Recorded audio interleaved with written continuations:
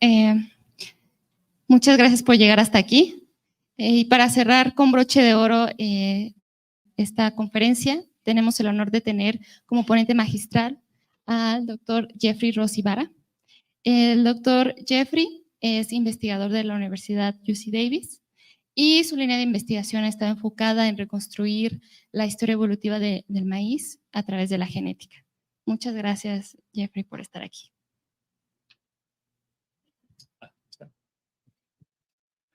Gracias. He disfrutado mucho la conferencia gracias al trabajo de los organizadores y entiendo que yo estoy entre ustedes y su almuerzo, así que aprecio que presente acerca del origen de maíz. Todos conocemos el maíz, es una planta, lo conocemos como una planta importante culinaria, cultural, económica, agrícola.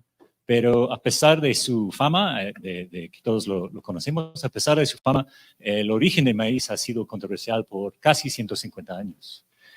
La mayor razón por la controversia es la morfología tan distinta que tiene el maíz. Este maíz, a pesar de ser un pasto, no parece mucho a la idea general que tenemos cuando imaginamos cómo se ven los pastos. Es muy distinto que otros pastos. Maíz es hasta muy distinto de lo que ahora sabemos que son sus parientes más cercanos, unos pastos que se llaman teosinte.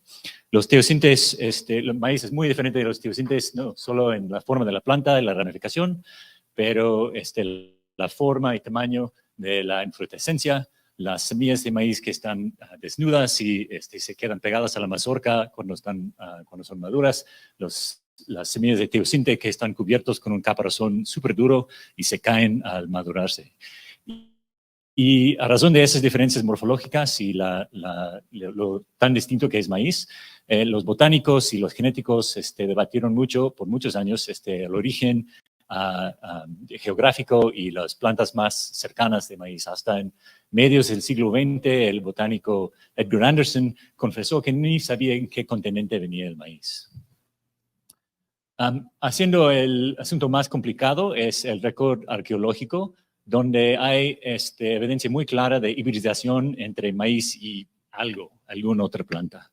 Y los arqueólogos lograron, entrecruzando varias otras plantas perennes o varios otros pastos, lograron hacer mazorcas que parecían algo a las mazorcas arqueológicas. Y no solo vemos una evidencia de hibridación, pero al mismo tiempo de la hibridación vemos que las mazorcas empiezan a ser más grandes en el récord arqueológico. Basado en esa evidencia de hibridación, el modelo más popular por todo el siglo XX fue un modelo bastante mágico, que se llama el modelo tripartita. Y el modelo suponía que había un maíz extinto que nadie jamás encontró, que entrecruzó con un pasto perenne que nadie jamás identificó.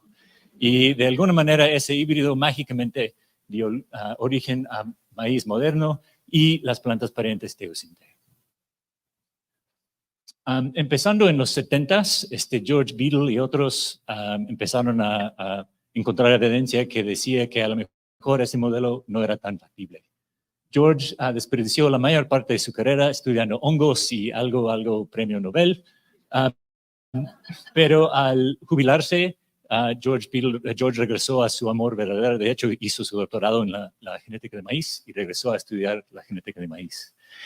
Y usando evidencia citogenética, entrecruzando maíz y teosinte, y estudiando hasta la morfología de palomitas de teosinte y haciendo tortillas de teosinte, George postuló un modelo bastante más sencillo, donde él argumentaba que un teosinte ancestral que parecía mucho al teosinte moderno era el ancestro común de teosinte moderno y maíz moderno. Pero cuando decimos teosinte es un nombre común para muchas especies y subespecies en el género Zea, que incluye especies poliploides, especies perennes y hasta especies adaptadas a ambientes muy distintos y diferentes que lo que está al centro de México. Casi todos los biólogos se dieron cuenta que los dos teosintes más importantes para el estudio del origen de maíz eran estas dos subespecies. Subespecie Parviglumus, que es una subespecie que crece en poblaciones altas en Guerrero, todavía se puede encontrar en cerros en Guerrero y Michoacán. Y subespecie mexicana, que crece, es una planta ruderal que crece en las montañas en el centro de México. Esas dos especies tienen un tiempo de divergencia de hace como 30,000 generaciones, que es más o menos similar a Neandertal y humanos. Son adaptados a sus ambientes distintos. Perdón, un momento.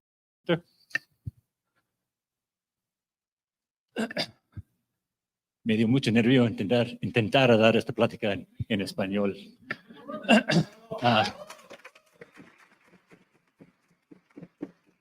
Bueno, esas dos especies están adaptados a sus ambientes distintos, tienen morfologías distintas, como esos pelos, tienen fisiologías distintas y genéticamente son muy distintos. Pero había mucho debate entre la contribución de esos dos teosintes a la evolución y origen de maíz. Hasta en 2002, cuando John Dobley y colegas publicaron un análisis de microsatélites, donde encontraron que, usando cientos de microsatélites, encontraron que el maíz formaba un grupo sencillo que anidaba dentro de Parviglumus. Entonces, John modificó el modelo de George Beadle, encontrando o argumentando que realmente la domesticación de maíz fue muy sencilla y solo era un Parviglumus o un teosinte ancestral que parecía Parviglumus, que dio origen a Parviglumus moderno y maíz moderno. Y ese modelo sencillo ha sido el modelo más ampliamente aceptado por los últimos como 20 años. Sin embargo, este es donde empieza el trabajo de mi laboratorio. Sin embargo, en los últimos 10 años hemos empezado a encontrar evidencia en más y más poblaciones de maíz de una contribución de este segundo teosinte mexicana. Primero, en el altiplano del centro de México, aquí donde crece mexicana, arriba de 1,600 metros, podemos ver todavía aún en día poblaciones de mexicana crecen unos metros de poblaciones de maíz, forman híbridos. Y hemos visto en una serie de publicaciones que mucha de la adaptación de maíz a las altas elevaciones del centro de México se debe a flujo génico de mexicana. Luego, estudiando ADN antiguo de una cueva en el suroeste de los Estados Unidos, pudimos ver que el maíz más antiguo de los Estados Unidos, el maíz que primero entró en los Estados Unidos, llevaba consigo evidencia de alelos de mexicana. Que este maíz venía del centro de México, del altiplano de México, y llevaba consigo alelos de este segundo teosinte mexicana.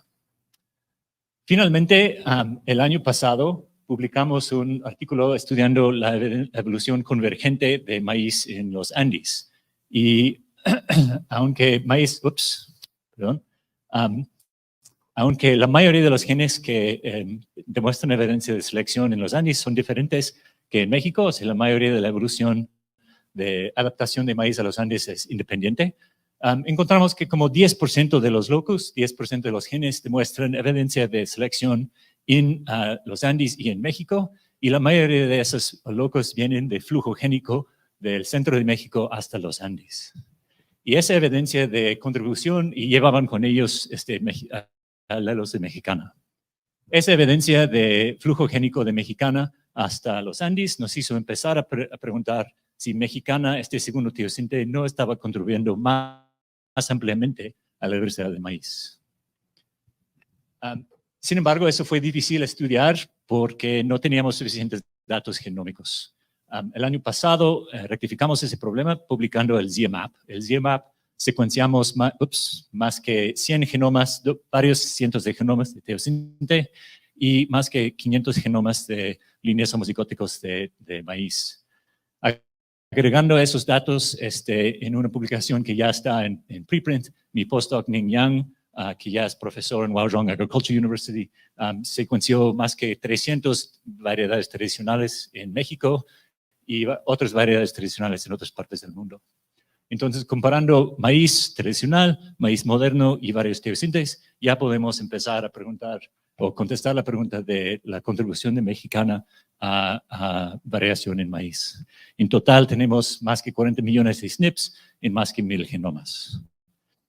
Y la primera cosa que hicimos fue pues, muy fácil y muy tonto. Hemos visto ya en esta conferencia estadística de F4, es muy similar al análisis de ABABABA. Y F4 te deja preguntar si tus datos concuerdan con un árbol filogenético sencillo. En este caso, este es el árbol de John Dobley, que demuestra una domesticación sencilla de maíz de parviglumas. Y si ese árbol es correcto, tenemos un valor de F4 de 0. Sin embargo, si hay flujo génico entre los teosintes, tenemos un valor negativo. Y si hay flujo génico entre maíz y mexicana, o sea, una contribución de este segundo teosinte a maíz, tenemos valores positivos de F4. Podemos ver en las 3 poblaciones que ya mencioné, en los Andes, en el suroeste de los Estados Unidos y en el altiplano de México, tenemos valores de F4 que son positivos. También en los más que 250 genomas de maíz en México, cada uno de esos tiene un valor positivo de F4, señalando una contribución de mexicana. En los más de 70 variedades tradicionales tan lejos como China, también vemos contribución de mexicana. Y en cada uno de los más que 500 genomas de líneas homozigóticas modernas, vemos contribución de mexicana. O sea, la contribución de mexicana es ubicua en maíz moderno. En el 100% de los genomas que evaluamos, encontramos mezcla entre teosinte, segundo teosinte y maíz. Para preguntar o para contestar la pregunta de qué tanto ha contribuido esa variación en ancestría a la diversidad genética de maíz, usamos otro conjunto de datos de más que 5,000 variedades tradicionales en México que han sido genotipados en 300,000 SNPs. Y primero hicimos solo un análisis de structure, y con structure puedes ver que cada uno de esas 5,000 variedades tienen alguna ancestría de mexicana. Ninguno tiene 0 evidencia de mexicana, pero se varía mucho en el mapa. Comparando esa variación en ancestría con el PSA de los genotipos, podemos ver que el primer componente principal del PSA refleja casi perfectamente variación en ancestría mexicana.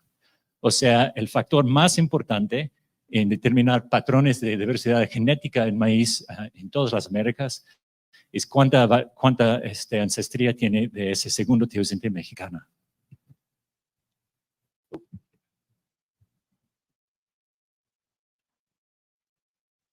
Pero quisimos saber más al fondo qué estaba haciendo esa mezcla y de dónde venía y cuándo. Entonces hicimos un análisis que hemos visto en varias pláticas ya en esta conferencia. Hicimos un modelo oculto de Markov donde identificamos regiones en el genoma que fueron contribuidos de mexicana. Entonces hicimos eso por cada uno de nuestros 1000 genomas. Identificamos chunks o piezas del genoma que vienen de ese segundo teosinte.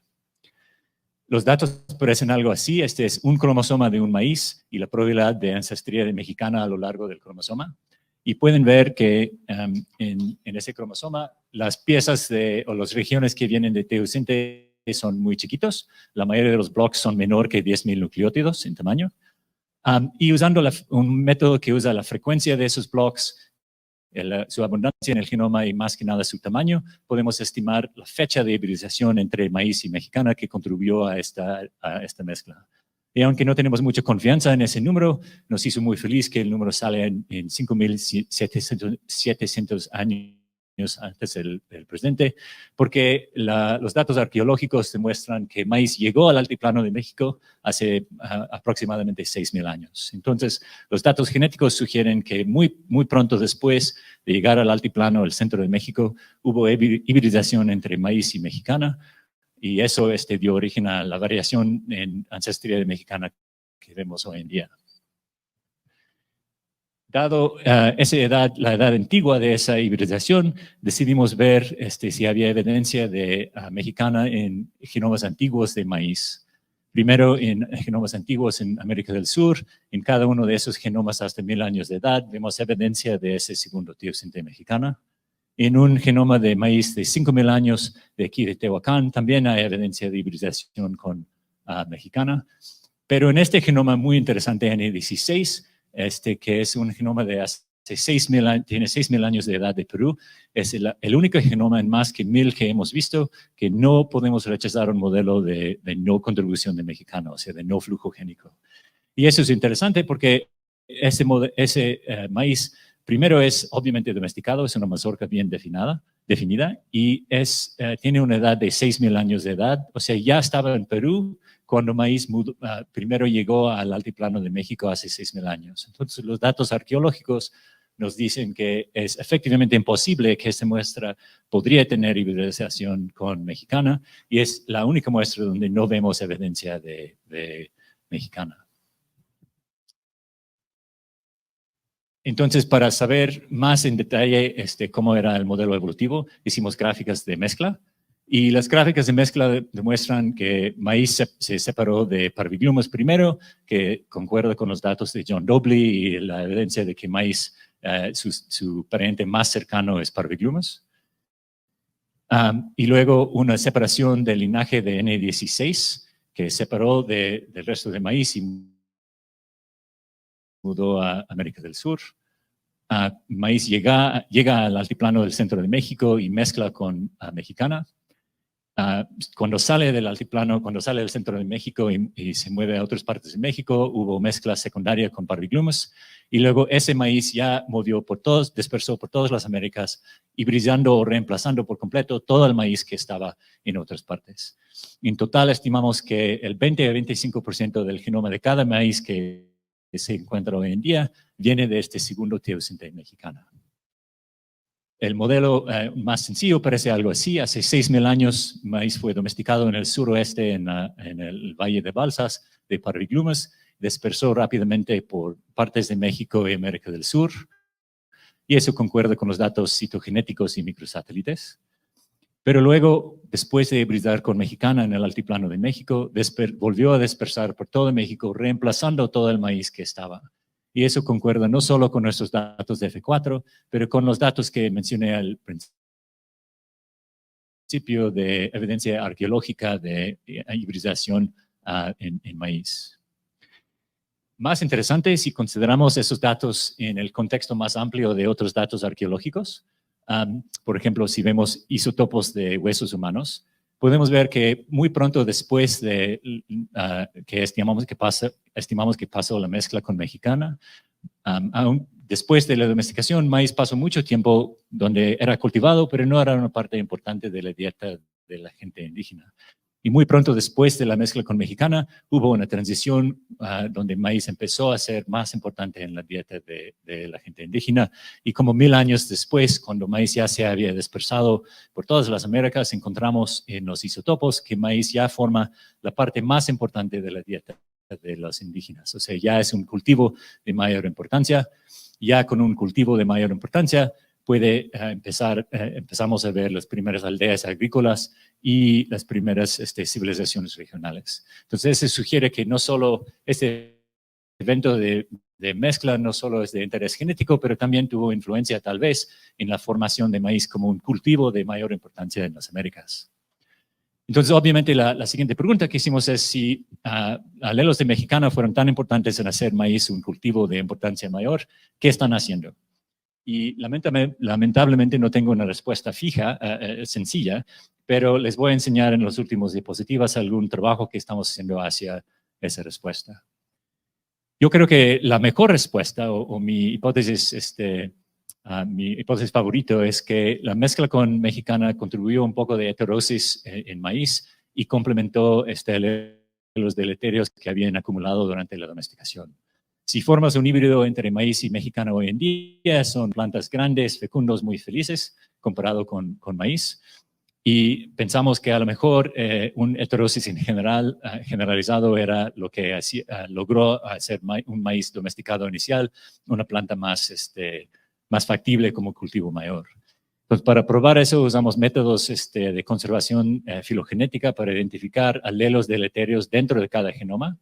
Y luego podemos contar, sencillamente en cada genoma podemos contar el número de alelos deleterios en regiones de mezcla con mexicana o alelos en regiones donde no hay evidencia de mezcla. Y vemos una diferencia muy clara donde regiones del genoma que vienen de mexicana tienen muchos menos alelos deleterios, sugiriendo que a lo mejor esa idea de que mexicana logró hacer como una manera de vigor híbrido o heterosis, podría ser una respuesta o una razón por su importancia como hacer maíz un cultivo más importante. Pero también quisimos ver si hay evidencia de selección o de función en genes individuos. Aquí solo vemos la proporción de mezcla de mexicana alrededor del genoma, pero también checamos regiones en el genoma donde alelos de mexicana están en frecuencias muy altas en maíz modernos. En particular, hicimos un cutoff de 80%, donde según nuestras simulaciones, un alelo de mexicana, debido a 20-25% de hibridación y 5.000 años de deriva genética, no puede llegar a una frecuencia de 80% sin ser beneficial, o sea, sin ser selectivo. Y identificamos varios lugares en el genoma donde tenemos alelos así, que están en alta frecuencia en maíz y vienen de mexicana. Esta es una región, aquí es la probabilidad de ancestría mexicana a lo largo de un genoma. Y pueden ver que identifica un pico súper chiquito que solo identifica un solo gen. Este gen GMPR37 nos interesaba porque lo conocemos como parte de la vía de floración en maíz. En particular es importante para ritmos circadianos. Y cuando maíz se dispersó de los trópicos a América del Sur o a América del Norte, los días son más largos en latitudes más altos y maíz tenía que adaptar a esos días más largos. Vemos que el alelo de mexicana que está en maíz tiene menor nivel de expresión que el alelo de parviglumas. Entonces supusimos que tal vez disminuir la expresión de ese gen podría ayudar a maíz a adaptar o florecer en días largos. Entonces hicimos un CRISPR knockout de ese gen y vemos que en días largos sí tenemos ese efecto, que el knockout que no tiene función del gen florece mucho más rápido que el wild type, mientras si hacemos esto en días cortos, en ambientes de días cortos como en lugares trópicos, no vemos efecto del CRISPR knockout. También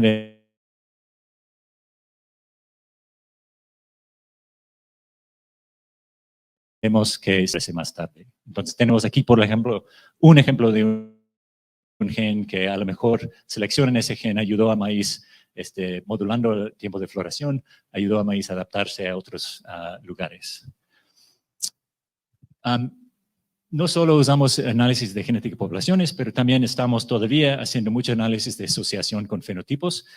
Estamos suertudos que hay muchos recursos de fenotipos y poblaciones en maíz donde podemos comparar genética con fenotipo, pero aquí estamos haciendo un análisis de asociación de ancestría. Entonces, en vez de buscar una correlación entre un SNP con fenotipo, buscamos correlación entre ancestría en una región del genoma y fenotipo. Y lo hemos hecho ya en varias poblaciones. Aquí en una población de líneas modernas vemos una asociación muy fuerte entre este gen candidato DGAT1 y cantidad de aceite en el grano. Ese gen es bien conocido en Arabidopsis y otras plantas por modular la cantidad de aceite en semillas. Y por lo menos en Arabidopsis está asociado con la tolerancia de congelamiento. Entonces, creemos que tal vez esto fue importante o en afectar la nutrición de maíz o en su adaptación a lugares más fríos.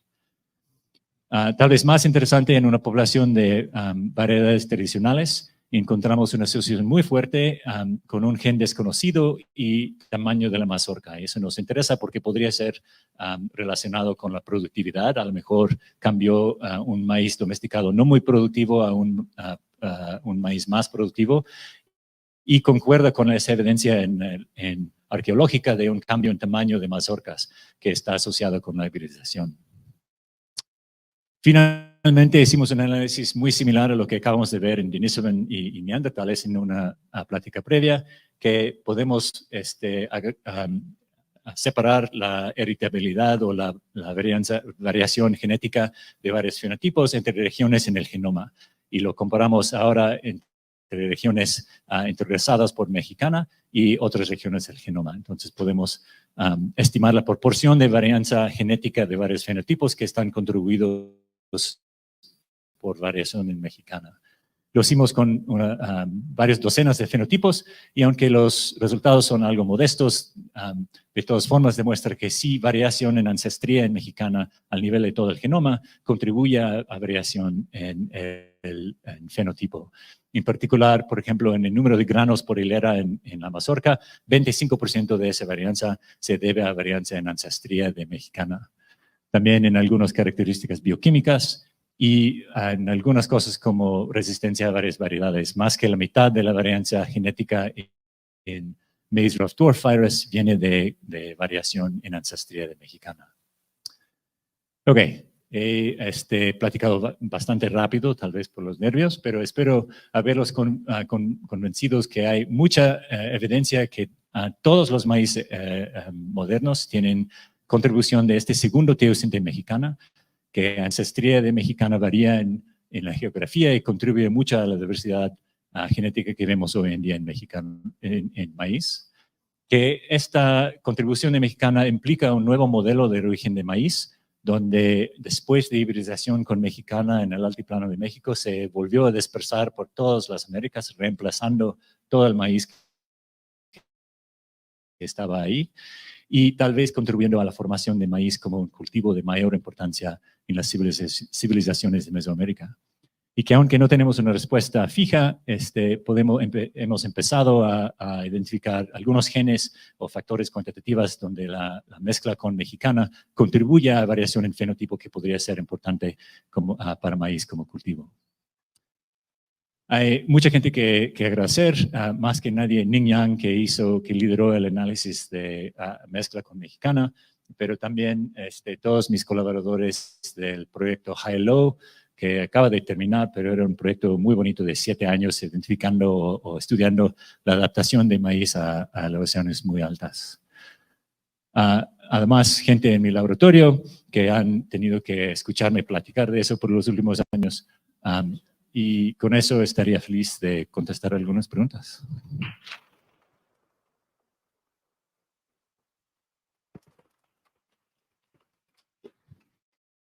Muchas gracias. Tenemos tiempo para un par de preguntas. ¿Alguien gusta? Gracias. Yo tengo una pregunta acerca de la teoría de reemplazo, acerca de los linajes que migraron primero. ¿Por qué suponer que las introgresadas con mexicana desplazaron y no que llegaron y se empezaron a hibridizar con esos linajes? Porque basado en el comportamiento del género, creo que tienen gran probabilidad de hibridizar. Ya, a lo mejor lo expliqué mal. No es que se reemplazó sin hibridación con el maíz que estaba.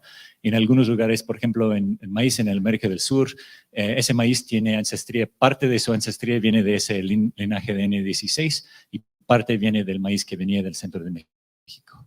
Entonces, sí, en algunos lugares hubo hibridación con el maíz que ya estaba. Y mi otra pregunta es acerca de esos grupos que están como muy al sur, como en la región de Chile, que tienen gran contribución de mexicana. ¿A qué muestras son estas? Porque hay como un gradiente donde se va diluyendo la contribución y de repente es de hotspot. Los maíces en Chile son extraños. Yo creo que algunos de esos maíces, aunque son variedades tradicionales, son trasplantes de los Estados Unidos. Entonces, creo que esa es la respuesta, pero no sé 100%. Muy bien, gracias. Tenemos una pregunta en línea de parte de Esperanza Erickson. ¿Hay híbridos Parviglumis y mexicana? Sí, hay 3 zonas de hibridación entre Parviglumis y mexicana. Forman zonas de hibridación y hemos estudiado un poco de esas zonas de hibridación. Pensamos otro modelo que probamos, ya que todo el maíz tiene ancestría mexicana, fue que tal vez maíz fue domesticado de una de esas poblaciones híbridos. Las gráficas de mezcla y otros análisis sugieren que eso no es el caso. Entonces, no creemos que maíz fue domesticado de esas poblaciones híbridos, pero sí existen. Muy bien, gracias. Nos queda tiempo para una última pregunta.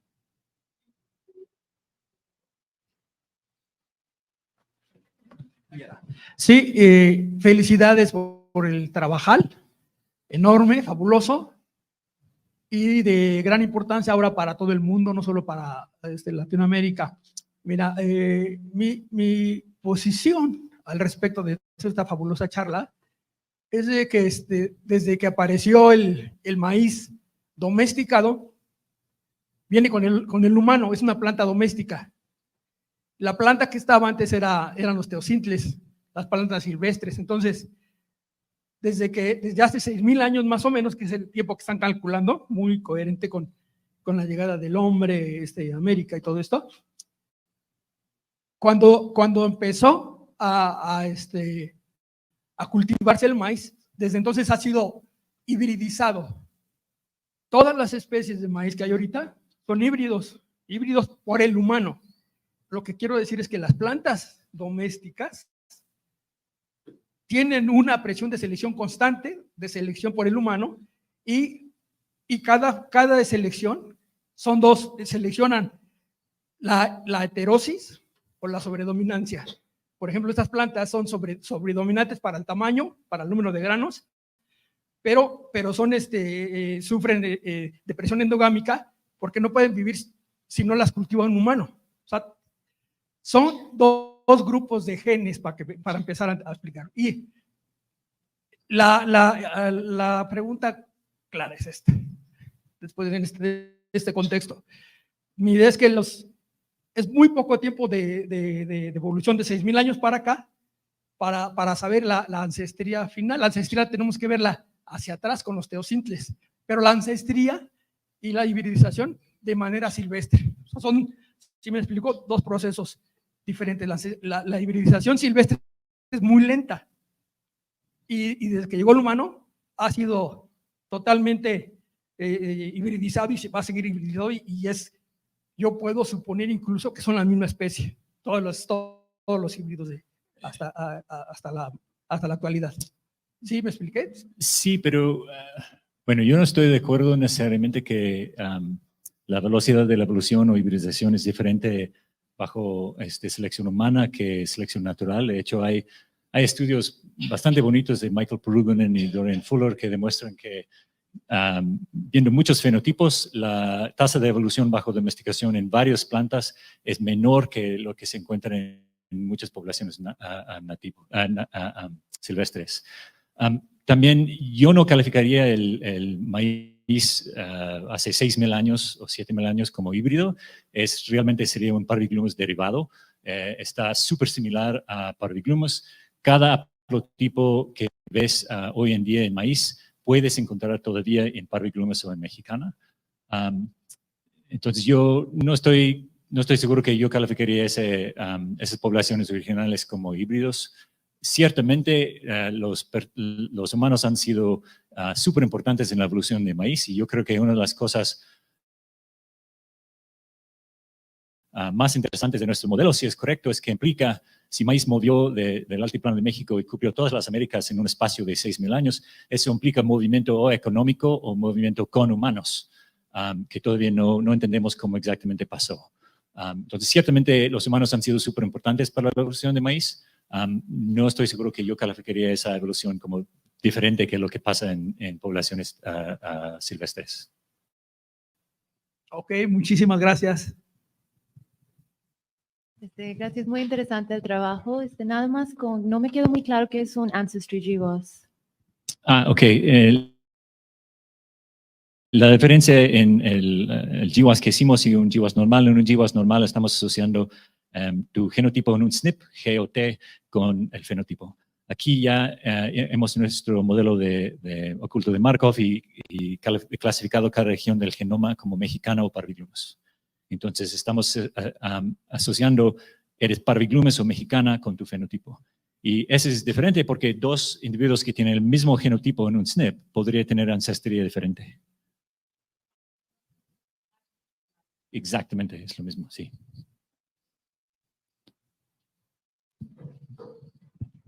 Tengo una pregunta por aquí. Gracias por la charla, muy interesante.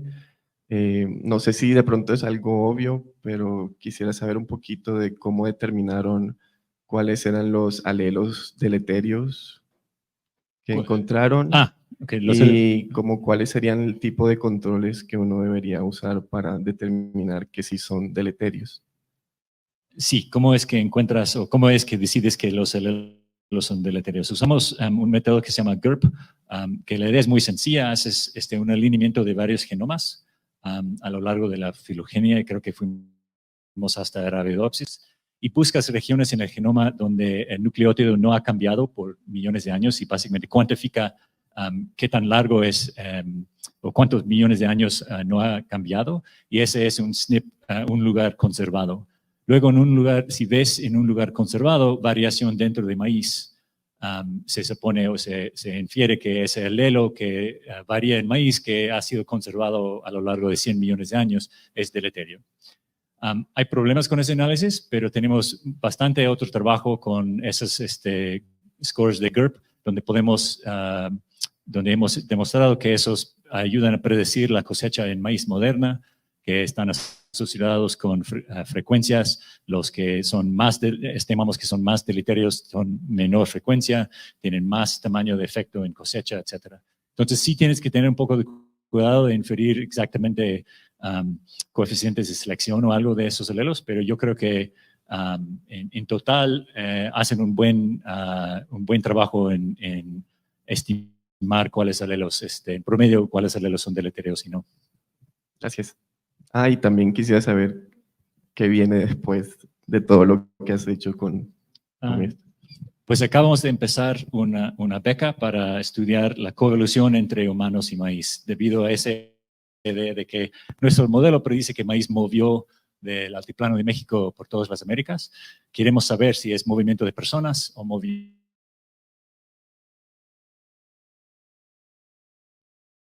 de genomas de gente indígena de las Américas.